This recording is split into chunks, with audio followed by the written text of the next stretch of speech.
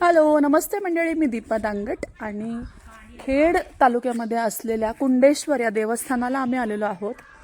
आणि मंडळी, खालून निघालो ना, इतका भयानक रस्ता, इतका खराब रस्ता होता. आणि जो घाट आहे ना या ठिकाणी येण्यासाठी, जवळजवळ 5.5 ते 6 किलोमीटर स्ट्रेट अप असा उंच आणि अतिशय छोटा रस्ता असलेला घाट आहे. अतिशय डेंजर आहे.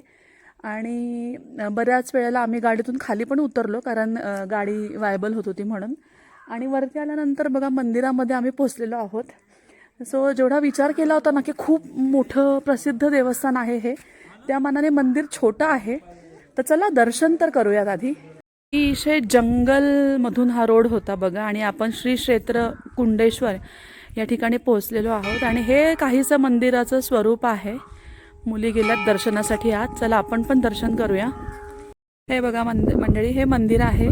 काही दिवसांपूर्वी या ठिकाणी एक अपघात झाला होता. त्यामध्ये एक टेम्पो दरीत कोसळला होता आणि बऱ्याच लेडीज त्यामध्ये मृत्युमुखी पडल्या होत्या. त्या अपघातानंतर या ठिकाणी जड वाहनांना प्रवेश नाही आहे, लहान गाड्या येऊ शकतात. आणि हे बघा, मी तुम्हाला दाखवते. या ठिकाणी तुम्हाला रेलिंग दिसेल, असं चढण्यासाठी एक मार्ग बनवलेला आहे. तर त्या ठिकाणी वरती खरं तर पिंड आहे आणि महादेवाचं खरं स्थान तिथे वरती आहे असं म्हणतात. परंतु आता तिथे चढत तुम्हाला जावं लागते. आणि खाली एक प्रतिकृती म्हणून छोटंसं मंदिर बनवलेलं आहे बघा. समोर नंदी दिसेल.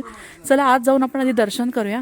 सुंदर असा आणखीन एक नंदी आहे गाभाऱ्यामध्ये आल्यानंतर. मागे छोटा नंदी आहे, इकडे एक नंदी आहे. आणि मंदिराचं काम चालू आहे मंडळी. कुंडेश्वर महाराज की जय.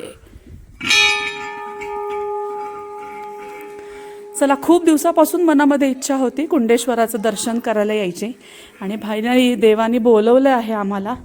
काम चालू आहे, परंतु बघा माझ्या मुली किती सुंदर नतमस्तक झालेल्या आहेत बाप्पा चरणी. वा वा वा, अतिशय सुंदर. आपल्या सर्व प्रेक्षकांसाठी, भाविकांसाठी आज कुंडेश्वर महाराजांचं अतिशय सुंदर असं दर्शन झालेलं आहे मंडळी. ओम नमः शिवाय, बम बम बोले, हर हर महादेव.